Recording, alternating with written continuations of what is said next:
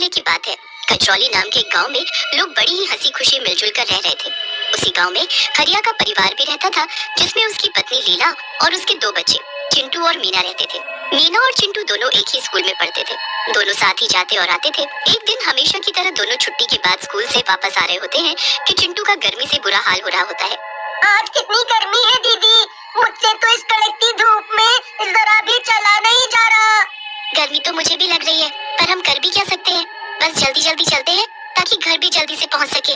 चिंटू और मीना जल्दी जल्दी चलने लगते हैं और घर पहुंचने वाले होते हैं कि तभी उन्हें एक आइसक्रीम वाली दिखाई देती है। आइसक्रीम ले लो, आइसक्रीम, रंग बिरंगी मीठी मीठी ठंडी ठंडी आइसक्रीम ले लो। अरे ये आइसक्रीम वाली कौन है? हमारे गाँव में तो कोई आइसक्रीम वाली नहीं है। अरे दीदी मुँह छोड़ो, आप मुझे बस आइसक्रीम दिला दो। अरे पर मेरे पास पैसे नहीं है, तो मैं तुम्हें कैसे आइसक्रीम दिला दूं? नहीं नहीं, मुझे भी आइसक्रीम चाहिए। मुझे नहीं पता, मुझे आइसक्रीम खानी है। अरे बेटा क्या हुआ, क्यों रो रहे हो? मुझे आइसक्रीम खानी है, पर दीदी है कि मुझे आइसक्रीम दिला ही नहीं रही। अरे आंटी मेरे पास पैसे ही नहीं है, ये है कि समझने को तैयार ही नहीं है। अरे बेटा तो क्या हुआ, तुम मेरे बच्चे जैसे तो हो। आओ और आइसक्रीम खा लो, मुझे पैसे नहीं चाहिए। इतना सुनते ही चिंटू खुशी से आइसक्रीम वाली के पास भागता है और रंग बिरंगी आइसक्रीम देखने लगता है। चिंटू माँ बहुत गुस्सा करेगी, मैं बता रही हूँ। ऐसे कभी किसी से बिना पैसे के कुछ नहीं लेना चाहिए। चिंटू अपनी बहन मीना की एक बात नहीं सुनता और लाल रंग की आइसक्रीम हाथ में लेकर उसे खाना शुरू कर देता है। चिंटू ने ऐसी स्वादिष्ट आइसक्रीम कभी खाई ही नहीं होती। वो आइसक्रीम खाने में इतना मगन हो जाता है कि बाकी सब भूल जाता है। मीना उसे बहुत मना करती है, पर वो उसकी एक नहीं सुनता। आइसक्रीम खाने के बाद दोनों बच्चे घर आ जाते हैं। अब ये बात प्लीज किसी को मत बताना, वरना माँ बाबूजी बहुत गुस्सा करेंगे। ठीक है, पर दोबारा ऐसे किसी से आइसक्रीम नहीं लेनी, ठीक है? रात को दोनों बच्चे सो जाते हैं। अगले दिन मीना रोज की तरह सुबह सुबह जल्दी उठ जाती है और उसके बाद चिंटू को जगाने लगती है। उठो चिंटू, कितनी देर हो गई है, जल्दी उठो और नहाओ, स्कूल के लिए देर हो रही है। मीना चिंटू को बहुत उठाती है, पर वो उठता ही नहीं है। उसके बाद मीना गुस्से में चिंटू की चादर उसके मुंह से हटा देती है, तो उसका चेहरा देखकर घबरा जाती है। चिंटू का चेहरा एकदम लाल हो रखा होता है। मीना जोर से चिल्लाती है, माँ बाबा जल्दी आओ, ये देखो चिंटू को क्या हो गया। मीना की आवाज सुनकर उसके माँ बाबा वहाँ दौड़े चले आते हैं और वो भी चिंटू की हालत देखकर घबरा जाते हैं। किसी को कुछ समझ ही नहीं आ रहा होता कि आखिर चिंटू को हुआ तो क्या हुआ। उसके बाद चिंटू के बाबूजी चिंटू को गोद में उठाकर डॉक्टर के पास ले जाने लगते हैं, तो चिंटू का शरीर बर्फ की तरह ठंडा होने की वजह से वो उसे उठा भी नहीं पाते। हे भगवान, ये तो बर्फ जैसा जम रहा है। क्या हो गया आखिर हमारे बच्चे को? ये कौन सी नई बीमारी लग गई? वो लोग जैसे तैसे चिंटू को डॉक्टर के पास लेकर पहुंचते हैं, तो डॉक्टर को भी समझ नहीं आता कि आखिर चिंटू को कौन सी बीमारी हुई है। शरीर का इस तरह लाल पड़ जाना और इतना ठंडा हो जाना मुझे तो समझ नहीं आ रहा। ये कौन सी बीमारी है? मैंने आज तक न ऐसी कोई बीमारी देखी और न कभी इसके बारे में सुना। चिंटू के माँ बाबा चिंटू को घर ले आते हैं और उसकी घर में ही देखभाल करने लगते हैं। 2-4 दिन ऐसे ही निकल जाते हैं।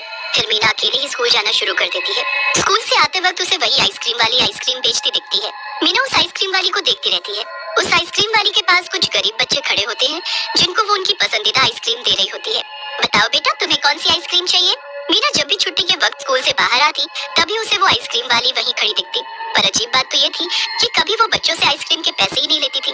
वो हमेशा ऐसे ही बच्चों को आइसक्रीम दे दिया करती थी।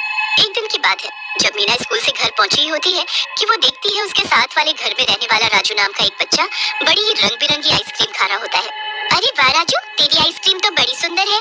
हाँ दीदी, देखो देखो कितनी सुंदर है। अगले दिन सुबह सुबह जब मीना सो रही होती है, तो उसे साथ वाले घर से कुछ लोगों के रोने की आवाज आती है। मीना और उसके माँ बाबा उठकर बाहर जाकर देखते हैं। वो लोग घर के अंदर जाते हैं तो वहाँ राजू बिस्तर पर पड़ा होता है और उसके माँ बाबा बुरी तरह रो रहे होते हैं। हाय मेरे बच्चे को क्या हो गया? क्या हुआ भाभी? जब मीना और उसके माँ बाबा राजू की शक्ल देखते हैं तो हक्के बक्के रह जाते हैं। राजू का शरीर रंग बिरंगा हो रखा होता है। हे भगवान, ये तो चिंटू जैसा हो गया। वही तो, तुम्हारा बेटा भी अभी तक ठीक नहीं हुआ, क्या मेरा राजू भी ऐसा हो जाएगा? नहीं नहीं बहन, तुम ऐसे हिम्मत मत हारो, हम कुछ करेंगे। हम अपने बच्चों की हालत ऐसी नहीं होने देंगे। सब राजू को देखने आने लगते हैं, पर मीना के दिमाग में तो उस वक्त कुछ और ही चल रहा होता है। वो अगली सुबह फटाफट स्कूल पहुंचती है और छुट्टी के बाद मीना जल्दी से स्कूल के बाहर जाकर खड़ी हो जाती है। फिर वो उस आइसक्रीम वाली पर पूरी नजर रखती है। वो औरत जैसे ही आइसक्रीम बेचकर बाग के रास्ते कहीं जाने लगती है, तो मीना भी उसके पीछे पीछे जाने लगती है। काफी आगे जाने के बाद वो औरत एक झोपड़ी में जाकर घुस जाती है। उसके बाद मीना चुपके से आगे जाती है और झोपड़ी में झांक कर देखती है, तो उसके होश उड़ जाते हैं। वहाँ वो औरत उसकी आंखों के सामने एक चुड़ैल में बदल गई होती है। कितना मजा आ रहा है बच्चों को ऐसी हालत में देखकर। हे भगवान, ये तो चुड़ैल है और इसी ने सब बच्चों को आइसक्रीम खिलाकर उनकी ऐसी हालत की है। अब क्या होगा, मुझे सब पता करना होगा, तभी मैं सब बच्चों को ठीक कर पाऊंगी। मीना वहीं खड़ी रहकर सब देखती रहती है। चुड़ैल एक जानवर को मारकर उसका खून निकालकर उसमें मंत्र पढ़ने लगती है। मंत्र पढ़ने के बाद वो खून सारी आइसक्रीम पर डाल देती है। हो गई मेरी जादुई आइसक्रीम तैयार। अब मैं कल ये आइसक्रीम बच्चों को खिलाकर उनको बर्फ का बना दूंगी। इस चुड़ैल ने सारे बच्चों को खत्म करने के लिए कितनी बुरी चाल चली है, पर मैं भी इसका जादू नष्ट करके रहूंगी। मीना जल्दी से गांव वापस जाकर सबको चुड़ैल के बारे में बता देती है। गांव वाले मीना की बात सुनकर हक्के बक्के रह जाते हैं। फिर वहीं खड़े एक पंडित जी बोलते हैं, इस चुड़ैल को हमें अमावस की रात को खत्म करना होगा। किसी और दिन इसे खत्म नहीं किया जा सकता। ये बस मीना ही कर सकती है, क्योंकि चुड़ैल बच्चों के आसपास ही रहती है और मीना काफी बहादुर भी है। और इसे करना क्या होगा? इसे सामग्री से भरी एक हांडी को चुड़ैल के घर में रख कर आना होगा। इस हांडी में इतनी गर्मी है कि वो सारी आइसक्रीम को पिघला देगी। जैसे ही वो आइसक्रीम पिघलेगी, वैसे वैसे वो चुड़ैल भी पिघल जाएगी।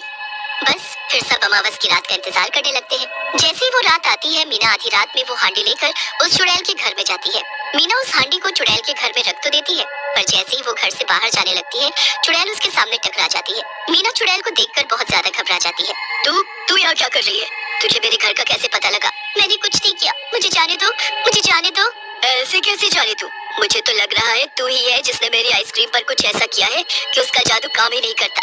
नहीं, मैंने कुछ नहीं किया, मुझे जाने दो। चुड़ैल मीना के बाल पकड़ती है और उसे घसीटते हुए घर के अंदर ले जाती है। मीना बुरी तरह चीखने चिल्लाने लगती है, पर चुड़ैल को कोई फर्क नहीं पड़ता। आज मैं तेरे ही खून पर जादू करके उसे इन सभी आइसक्रीम पर डालूंगी।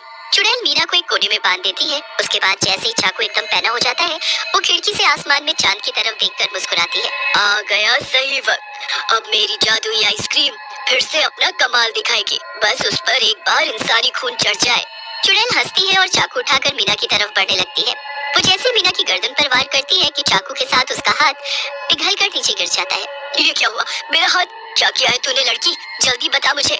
चुड़ैल दूसरे हाथ से चाकू उठाती है, पर जैसे ही वो चाकू को हाथ लगाती है कि दूसरा हाथ भी पिघल जाता है।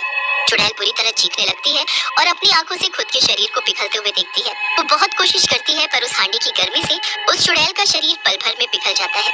मीना वहाँ से भागती है और गांव पहुँचती है, तो वहाँ अपने भाई के साथ सभी बच्चों को पहले जैसा ठीक देख खुशी से झूम उठती है। पूरा गांव मीना की बहादुरी की प्रशंसा करता है और फिर बच्चे कभी भी किसी अनजान आइसक्रीम वाली से फ्री की आइसक्रीम या कुछ और नहीं खाते।